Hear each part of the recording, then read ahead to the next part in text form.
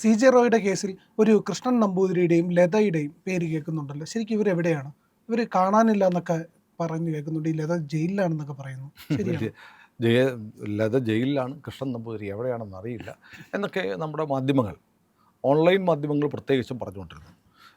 ഇപ്പം ഞാൻ ഈ ലത ജയിലിലാണെന്ന് കണ്ടപ്പോൾ ഞാൻ പെട്ടെന്ന് കണ്ടത് ഓർമ്മയിൽ വന്നത് മറുനാടൻ മലയാളിയുടെ വാർത്തയാണ്. 43.5 ലക്ഷത്തിൻ്റെ ഫ്ലാറ്റ്, അതിന് വേണ്ടിയിട്ട് 8,73,000 രൂപ അഡ്വാൻസ് വാങ്ങിച്ചു. 3 വർഷം കഴിഞ്ഞിട്ട് ഫ്ലാറ്റ് കൊടുത്തില്ല. അതുകൊണ്ട് അതിൻ്റെ ക്രിസ്റ്റൽ ഗ്രൂപ്പിൻ്റെ മാനേജിംഗ് ഡയറക്ടർ ലത നമ്പൂതിരിക്കെതിരെ കേസ് എന്നും പറഞ്ഞൊരു വാർത്ത മറുനാടൻ മലയാളി പണ്ട് കൊടുത്ത് എൻ്റെ ഓർമ്മയിലുണ്ട്. ഞാൻ ഈ സാന്ദർഭികമായി ഞാനിപ്പോൾ ആ വാർത്ത ഒരാളെ എനിക്ക് സ്ക്രീൻഷോട്ടായിട്ട് അയച്ചു തന്നു. അതായത് ക്രിസ്റ്റൽ ഗ്രൂപ്പ് വലിയ കുഴപ്പത്തിലാണ് എന്നൊരു വാർത്ത അന്നുണ്ടായിരുന്നു.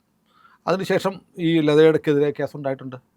ക്രിസ്റ്റൽ ഗ്രൂപ്പ് കേരളത്തിൽ ഹരിപ്പാടോപറ്റാണ് ആയിരുന്നു അവരുടെ കേന്ദ്രം. അവിടെ നിന്ന് ആരംഭിച്ച് ഇവർ ഹരിപ്പാടുകാരാണെന്ന് തോന്നുന്നു, ഈ കൃഷ്ണൻ നമ്പൂതിരിയും ലതയും. അതിനുശേഷം അവർ ബാംഗ്ലൂരിലൊക്കെ വലിയ തോതിൽ റിയൽ എസ്റ്റേറ്റ് നടത്തി. കൃഷ്ണൻ നമ്പൂതിരി നേരത്തെ കലക്ട്രോണിൽ ജോലി ചെയ്തിരുന്ന ആളാണ്. കലക്ട്രോണിൽ ജോലി ചെയ്തിട്ട് ഇദ്ദേഹം നേരെ സൗദി അറേബ്യയിൽ പോയി കുറേ പണം ഉണ്ടാക്കി വന്നിട്ട് റിയൽ എസ്റ്റേറ്റ് ബൂം ഉണ്ടായിരുന്ന സമയമാണ്. റിയൽ എസ്റ്റേറ്റ് മേഖലയിൽ പണം ഇൻവെസ്റ്റ് ചെയ്തു. ഈ രണ്ടുപേർക്കും ഈ മേഖലയിൽ വലിയ പരിചയമില്ല. സാമ്പത്തിക കാര്യങ്ങളൊക്കെ ലതയാണ് നോക്കിക്കൊണ്ടിരുന്നത്. കൃഷ്ണൻ നമ്പൂതിരി എന്ത് ചെയ്തു? കൃഷ്ണൻ നമ്പൂതിരി വളരെ സാത്വികനായ ഒരു മനുഷ്യൻ. അദ്ദേഹം വളരെ സൗമ്യമായി ഇടപെടും, നല്ല തോതിൽ ഇടപെടും. മറ്റേ കസ്റ്റമൈസ്ഡ് വില്ല എന്നൊരു പ്രൊജക്റ്റ്, എന്നൊരു കാഴ്ചപ്പാടാണ് പുള്ളി അവതരിപ്പിച്ചത്. അതുകൊണ്ട് തന്നെ വലിയ പോപ്പുലറായി മാറി ക്രിസ്റ്റൽ ഗ്രൂപ്പ്. ഇതിൻ്റെ സെയിൽസ് അടക്കമുള്ള കാര്യങ്ങളൊക്കെ കൃഷ്ണൻ നമ്പൂതിരി നേരിട്ട് നോക്കും. അപ്പോൾ ക്രിസ്റ്റൽ എന്ന് പറയുമ്പോൾ നമ്മൾ പെട്ടെന്ന് CR ആണല്ലോ ആദ്യം തുടങ്ങുക. CL, ഇത് K ആണ്. ക്രിസ്റ്റൽ, കൃഷ്ണൻ എന്നുള്ളതിൻ്റെ ടൽ, ലത എന്നുള്ളതിൻ്റെ TL, ഇത് രണ്ടും കൂടെ ചേർത്തിട്ടാണ് ഭാര്യയോട് അത്രമാത്രം സ്നേഹമുണ്ടായിരുന്ന ആളാണ് കൃഷ്ണൻ നമ്പൂതിരി. അതുകൊണ്ട് ഭാര്യയുടെയും തൻ്റെയും പേര് ചേർത്തിട്ടാണ് അദ്ദേഹം ഈ സംരംഭത്തിന് പേരിട്ടത്. അപ്പോൾ കുറേ കാലം കഴിഞ്ഞ് നമ്മുടെ റോയി, കോൺഫിഡൻറ്റ് റോയി എന്നും കോൺഫിഡൻ്റ് ആവാതിരുന്ന കാലത്ത് അദ്ദേഹം HP-യിലൊക്കെ വർക്ക് ചെയ്തതിന് ശേഷം പിന്നീട് ഈ സ്ഥാപനത്തിൽ വന്ന് കയറുന്നു. ഇവരുടെ വളരെ വിശ്വസ്തനായതിനു ശേഷം കണ്ടാൽ പറഞ്ഞു കേട്ടിട്ടുള്ളത്, റോയി എല്ലാ ദിവസവും കൃഷ്ണൻ നമ്പൂതിരിയെ കണ്ട അദ്ദേഹത്തിൻ്റെ പാദം തൊട്ട് നമസ്കരിച്ചിട്ടാണ് ഓഫീസിൽ പ്രവർത്തികൾ ആരംഭിക്കുന്നത്. അങ്ങനെ പടിപടിയായി റോയി വളരെ വിശ്വസ്തനായി അദ്ദേഹത്തിനെ ഒരു പണവും മുടക്കാത്ത പാർട്ട്ണറാക്കി ക്രിസ്റ്റൽ ഗ്രൂപ്പിൽ. എന്നിട്ട് അപ്പം അവിടെ ഈ പ്രൊജക്റ്റ് എക്സിക്യൂഷൻ വളരെ പ്രധാനപ്പെട്ട കാര്യമാണ്. പ്രൊജക്റ്റ് എക്സിക്യൂഷൻ്റെ ചുമതല സൈലൻറ്റ് പാർട്ട്ണർ, പണം മുടക്കാത്ത പാർട്ട്ണറായ റോയിക്ക് കൊടുത്തു. അങ്ങനെ വലിയ തോതിൽ ക്രിസ്റ്റൽ ഗ്രൂപ്പ് ഒരുപാട് പ്രോപ്പർട്ടീസ് വാങ്ങി. അതിനുശേഷം ആണ് ഈ ബന്ധത്തിൽ ഉളച്ചിലുണ്ടായി. അത് പല പ്രോപ്പർട്ടികളും ക്രിസ്റ്റൽ ഗ്രൂപ്പിൻ്റെ പേരിലല്ല, റോയിയുടെ പേരിലാണ് രജിസ്റ്റർ ചെയ്തിരുന്നതെന്ന് കൃഷ്ണൻ നമ്പൂതിരി കണ്ടെത്തുകയും അതേ തുടർന്ന് ചില പ്രശ്നങ്ങൾ ഉണ്ടാവുകയും ഒക്കെ ചെയ്തു എന്ന തരത്തിലുള്ള വാർത്തകളൊക്കെയാണ് ഇതുവരെ മാധ്യമങ്ങളിൽ വന്നുകൊണ്ടിരുന്നത്. ഏതായാലും ഒന്നുറപ്പാണ്, റോയി ക്രിസ്റ്റൽ ഗ്രൂപ്പ് വിട്ടു. ക്രിസ്റ്റൽ ഗ്രൂപ്പ് തകർന്നു. ക്രിസ്റ്റൽ ഗ്രൂപ്പിൻ്റെ ഒരുപാട് പ്രോപ്പർട്ടീസ് റോയിക്ക് വിട്ടുകൊടുക്കേണ്ടി വന്നു, ജീവനക്കാരെ ഉൾപ്പെടെ. ഇതാണ് പ്രധാനപ്പെട്ട സംഭവം. അതിനുശേഷമാണ് പറയുന്നത് ലത ജയിലിലാണ്, കൃഷ്ണൻ നമ്പൂതിരി എവിടെയുണ്ടെന്ന് അറിയത്തില്ല, ആത്മഹത്യ ചെയ്തോ, മരിച്ചോ, ഉണ്ടോ എന്ന് പോലും അറിയില്ല എന്ന തരത്തിലുള്ള വളരെ ബ്രഹ്മാണ്ഡ പ്രചരണം. ഇപ്പോൾ ജനുവരി 30 റോയി മരിച്ചത്. റോയി മരിച്ചതിന് ശേഷമുള്ള ആ മാധ്യമങ്ങളുടെ ആദ്യത്തെ ആവേശമൊക്കെ അങ്ങ് നിലച്ചേ. ആദ്യത്തെ 2-3 ദിവസമൊക്കെ വന്ന് പറഞ്ഞെന്താണ്, കേന്ദ്ര സർക്കാർ, നരേന്ദ്രമോദി കേന്ദ്ര ഏജൻസികളെ ഞെക്കി കൊന്നു, ഒരു മലയാളി വ്യവസായിയെ അങ്ങ് കൊന്നു തിന്നു എന്നൊക്കെ പറഞ്ഞവർക്ക് ഇപ്പം മിണ്ടാട്ടില്ല, റോയിയെക്കുറിച്ച് മിണ്ടാട്ടില്ല. എന്താണ് അന്വേഷണത്തിൻ്റെ പുരോഗതി എന്താണെന്ന് അറിയണ്ട. കാരണം ആത്മഹത്യാക്കുറിപ്പ് കണ്ടെത്തി, ആത്മഹത്യയ്ക്ക് ശേഷം കണ്ടെത്തിയതല്ല, ആത്മഹത്യയ്ക്ക് മുമ്പ് ആത്മഹത്യ നടന്ന സ്ഥലത്തൊന്നും കണ്ടെത്തിയതല്ല. ദുബായിൽ നിന്ന് വിളിച്ചു വരുത്തി റോയിയോട് ചില പേപ്പറുകൾ ഒപ്പിടാനും സീൽ വെച്ച ലോക്കർ തുറക്കാനും പറഞ്ഞപ്പോഴാണ് അകത്ത് കയറിയിട്ട് തൻ്റെ പിസ്റ്റൽ കൊണ്ട് വെടിവെച്ചത്. പക്ഷേ അതിനു മുമ്പ് തന്നെ വീട്ടിൽ നിന്ന് കിട്ടിയ ഒരു 9 പേജുള്ള ആത്മഹത്യാക്കുറിപ്പ് കിട്ടി. അപ്പോൾ റോയി ആത്മഹത്യ ചെയ്യാൻ നേരത്തെ തീരുമാനിച്ചിരുന്നു. ആത്മഹത്യ ചെയ്യേണ്ടി വരും എന്ന് റോയിക്ക് അറിയാമായിരുന്നു. കാരണം റോയി ദുബായിൽ നിന്ന് വന്നിറങ്ങുമ്പോൾ 2 ആഡംബര കാറുകൾ കൊണ്ടുപോയി. ഒരു ആഡംബര കാറിൽ അദ്ദേഹം സഞ്ചരിച്ചു. രണ്ടാമത്തെ വണ്ടിയിൽ അദ്ദേഹത്തിൻ്റെ 10 ജോഡി ചെരുപ്പുകൾ, ഷൂസുകൾ, പിന്നെ 20ഓളം ജോഡി വസ്ത്രം, ഇതൊക്കെയാണ്. അത് മാത്രം കയറ്റിയ ഒരു കാർ. അങ്ങനെ 2 കാറിലൊക്കെ ആയിട്ടാണ് വന്നതെന്ന് കേൾക്കുന്നു. അപ്പോൾ ഏതായാലും അങ്ങനെ റോയി വന്നതിന് ശേഷം ഇൻകം ടാക്സിൻ്റെ കേരളത്തിലെ ഡെപ്യൂട്ടി കമ്മീഷണർ ഉൾപ്പെടെയുള്ള ആളുകൾ ചെല്ലുന്നു. ഈ പറഞ്ഞ പ്രൊസീഡിങ്സ്, അത് മാത്രമല്ല കഴിഞ്ഞ 3 മാസമായിട്ട് കോൺഫിഡൻറ്റ് ഗ്രൂപ്പിലെ CCTV ക്യാമറകൾ ഓഫായിരുന്നു എന്നുള്ള വിവരം കൂടിയുണ്ട്. അപ്പോൾ ഇതൊക്കെ വന്ന് റോയി അങ്ങനെ മരിക്കുന്നു. മരിച്ചതിന് ശേഷമാണ് ഈ ക്രിസ്റ്റൽ ഗ്രൂപ്പിനെ കുറിച്ച് വളരെ പെട്ടെന്ന് വാർത്ത വരുന്നത്. അതുവരെ ഒരാളും ക്രിസ്റ്റൽ ഗ്രൂപ്പിൽ നിന്നാണ് റോയിയുടെ ആരംഭം എന്നുള്ള കഥ പോലും പറഞ്ഞിട്ടില്ല. അതിനുശേഷം റോയി ഒരു ദുബായിലുള്ള ഒരാളുമായി നടത്തിയ, അരുണുമായിട്ട് നടത്തിയ ഇൻ്റർവ്യൂ പറഞ്ഞിരിക്കുന്നു. ഇൻ്റർവ്യൂവിനകത്ത് പറയുന്നത്, ഞാൻ ക്രിസ്റ്റൽ ഗ്രൂപ്പിനെ ചതിച്ചിട്ടൊന്നുമില്ല, ഞാൻ ക്രിസ്റ്റൽ ഗ്രൂപ്പിൽ നിന്ന് വിടാൻ തീരുമാനിച്ചപ്പോഴത്തേക്ക് നിങ്ങൾക്ക് എന്ത് വേണം, അതിർത്തു എന്ന് പറഞ്ഞ് റോയി അങ്ങോട്ട് വിട്ടുകൊടുത്തു. നിങ്ങൾക്ക് വേണ്ടാത്തത് എനിക്ക് തന്നേക്കൂ. 350 ജീവനക്കാരുണ്ട്. 350 ജീവനക്കാരിൽ നിങ്ങൾക്ക് വേണ്ടാത്ത ആളുകളെ ഒരു 50 പേരെ എനിക്ക് തരൂ. എന്നിട്ട് ഞാൻ എന്ത് ചെയ്തു, ഈ മറ്റേ ക്രിസ്റ്റൽ ഗ്രൂപ്പിലെ 350ഓളം ജീവനക്കാരെ എൻ്റെ സ്വന്തം ചിലവിൽ ഞാനൊരു വിരുന്നിന് വിളിച്ചിട്ട് നിങ്ങൾ ആരും പോകരുത്, എല്ലാവരും ക്രിസ്റ്റലിൽ തന്നെ നിൽക്കണം എന്നൊക്കെ പറഞ്ഞ് ആണ് ഞാൻ ക്രിസ്റ്റൽ ഗ്രൂപ്പ് വിട്ടത് എന്ന് പറയുന്ന ഒരു അഭിമുഖം ഈ മരണത്തിന് ശേഷമാണ് കാര്യമായി പ്രചരിക്കപ്പെട്ടത്. അതിനു മുമ്പ് റോയിയുടെ ജീവിതത്തിൽ 2005 മുതൽ ഇന്ന് വരെയുള്ള റോയിയുടെ ജീവിതത്തിൽ, കഥയിൽ ഒരുപാട് പത്രങ്ങളിൽ കഥ വന്നിട്ടുണ്ട്, ചാനലുകളിൽ വന്നിട്ടുണ്ട്. പക്ഷെ ഒരിടത്തും റോയി താൻ ക്രിസ്റ്റൽ ഗ്രൂപ്പിൽ ഉണ്ടായിരുന്നു എന്ന് പറഞ്ഞിട്ടില്ല. ശ്രദ്ധിക്കണം, കാരണം ക്രിസ്റ്റൽ ഗ്രൂപ്പ് തകർന്ന് തരിപ്പണമായി പോയി. കാരണം അവരുടെ സാമ്പത്തികമായി അവർക്ക് ചതിക്കപ്പെട്ടു എന്നൊരു ഫീലുണ്ടായി. അവരുടെ പണമൊക്കെ ബ്ലോക്കായിപ്പോയി.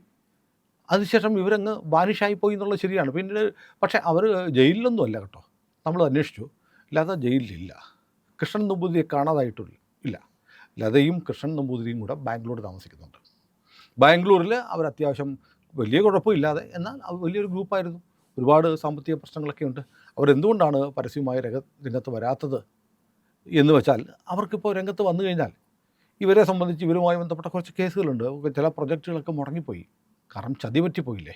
ഇപ്പോൾ നമ്മൾ കാണുന്നില്ലേ തിരുവല്ലയിലെ ധനകാര്യ സ്ഥാപനം, ആൻറ്റോ ആൻ്റണിക്ക് തെരഞ്ഞെടുപ്പിന് മത്സരിക്കാൻ വേണ്ടിയിട്ട് 2 കോടി രൂപ കൊടുത്തു, തിരിച്ചു കൊടുത്തില്ല. 20 ലക്ഷം രൂപ തിരിച്ചു കൊടുത്തു 7 വർഷമായിട്ട്. അപ്പോൾ ആവശ്യക്കാരിങ്ങനെ ഉപയോഗിച്ചു. അങ്ങനെ ഒരു ചതിയിൽപ്പെട്ട് നെടുമ്പറമ്പിൽ ഫിനാൻസിന് പറ്റിയതുപോലെ ക്രിസ്റ്റൽ ഗ്രൂപ്പ് ചതിക്കപ്പെട്ടു. അവർ ഇന്ന് വരെ അവർ ചെയ്ത ഒരു പ്രൊജക്റ്റും മോശമാണെന്ന് അവർ പറഞ്ഞിട്ടില്ല. പരമസാത്വികരായ മനുഷ്യർ, അവർക്ക് ആരെയും പറ്റിക്കാൻ അറിയില്ല. പക്ഷേ അവർക്ക് ഒന്നൊന്നും ഒരാൾ മരിച്ചു പോയെന്നും ഒരാൾ ജയിലിലാണെന്നൊക്കെയാണ് ഇപ്പോൾ കഥ അടിച്ചു വിടുന്നത്. പക്ഷേ നമുക്ക് അവരെക്കുറിച്ചുള്ള വിവരങ്ങളൊക്കെ നമുക്ക് ലഭ്യമായിട്ടുണ്ട്. അവരുടെ വെയർഅബൌട്ട്സ് അഡ്രസ്സൊന്നും പറയാൻ പറ്റില്ല. അവർ ബാംഗ്ലൂരുണ്ട്. അവരെ സംബന്ധിച്ച് അവരെങ്ങനെയെങ്കിലുമൊക്കെ ഇവരുടെ കടമൊക്കെ വീട്ടി തിരിച്ചു വരാൻ ആഗ്രഹിക്കുന്നവരാണ്. അവർക്ക് ആയുള്ള സങ്കടം ഇപ്പോൾ വന്നിട്ട് ദുരൂഹമായ കഥകളുണ്ടാക്കുകയാണ്, അനാശാസ്യ കഥകൾ വരെ പ്രചരിപ്പിക്കുകയാണ്. ഈ സോഷ്യൽ മീഡിയയിൽ ഇറസ്പോൺസിബിളായിട്ട് കഥകൾ ഉണ്ടാക്കുന്ന ആളുകൾ സൂക്ഷിക്കേണ്ട ഒരു കാര്യമുണ്ട്.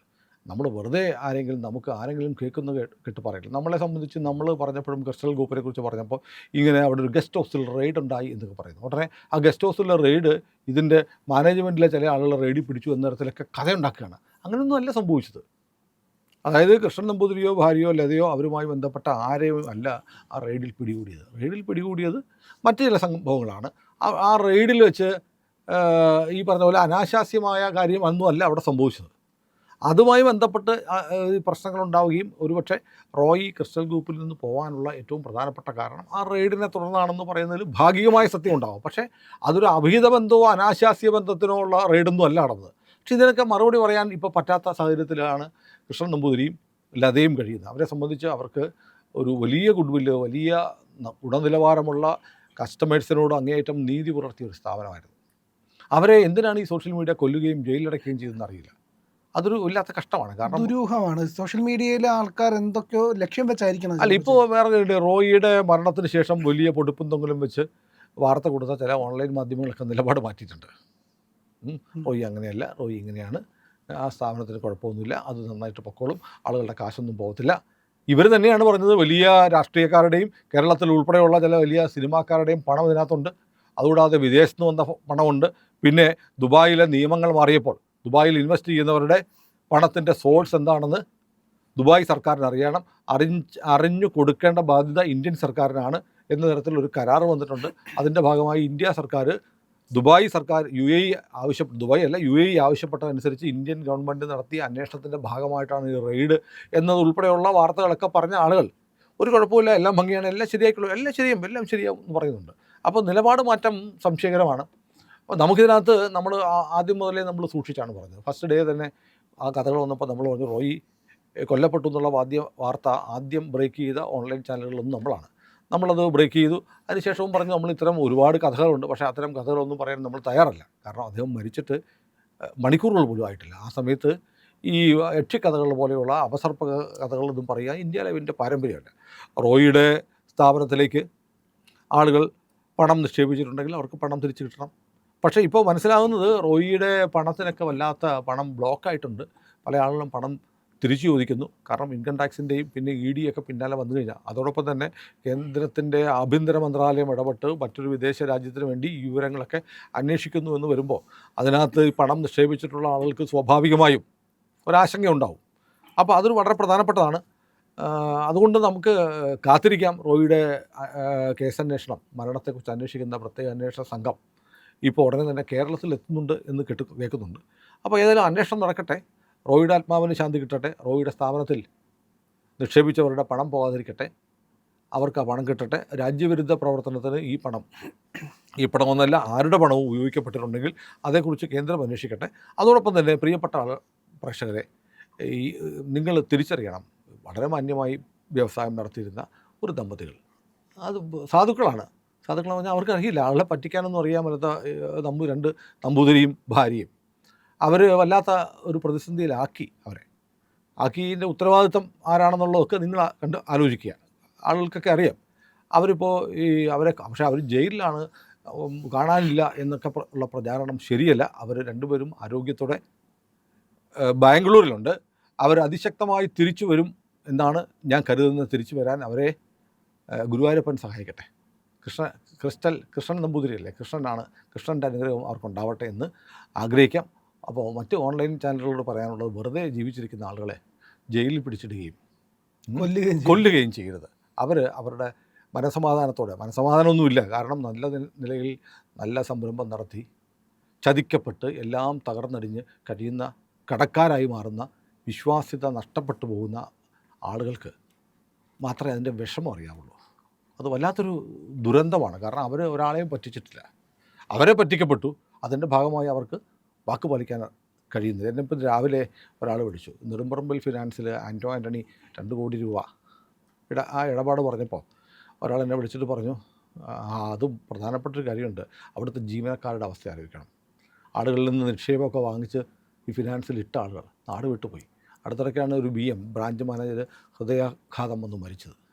അപ്പോൾ സ്ഥാപനങ്ങളൊക്കെ നശിക്കുമ്പോൾ അവിടെ ഉണ്ടായിരുന്ന ജീവനക്കാരുടെ അവസ്ഥ, പറ്റിക്കാൻ ശ്രമിക്കാതെ നന്നായി നടത്തപ്പെട്ടിട്ട് ചതിയിലൂടെ നഷ്ടപ്പെട്ടു പോകുന്ന ആളുടെ മനോവേദന, അത് ബ്രാഹ്മണശാപം എന്നൊക്കെ പറഞ്ഞാലും കുഴപ്പമൊന്നുമില്ല. കർമ്മ എന്ന് പറയുന്നൊരു സാധനമുണ്ട്. ഏതായാലും അന്വേഷണം നടക്കട്ടെ. ബാക്കി വിവരങ്ങൾ വരുന്ന മുറയ്ക്ക് നമുക്ക് പറയാം. ഏതായാലും മസാല കഥകൾ വിൽക്കാൻ നമ്മളില്ല. പ്രിയപ്പെട്ട പ്രേക്ഷകരെ, ഇന്ത്യ ലൈവ് ചാനൽ സബ്സ്ക്രൈബ് ചെയ്യാൻ മറക്കാതിരിക്കുക. നമ്മുടെ ലോഗോയിൽ വിരലമർത്തിയാൽ, IND എന്ന് പറഞ്ഞ ലോഗോയിൽ വിരലമർത്തിയാൽ ചാനലിൻ്റെ പേജിലെത്തും. അവിടെ സബ്സ്ക്രിപ്ഷനുള്ള വേണ്ടിയിട്ടുള്ള ബാറിലും തൊട്ടപ്പുറത്തുള്ള ബെൽ ഐക്കണിലും വിരലമർത്താൻ മറക്കരുത്.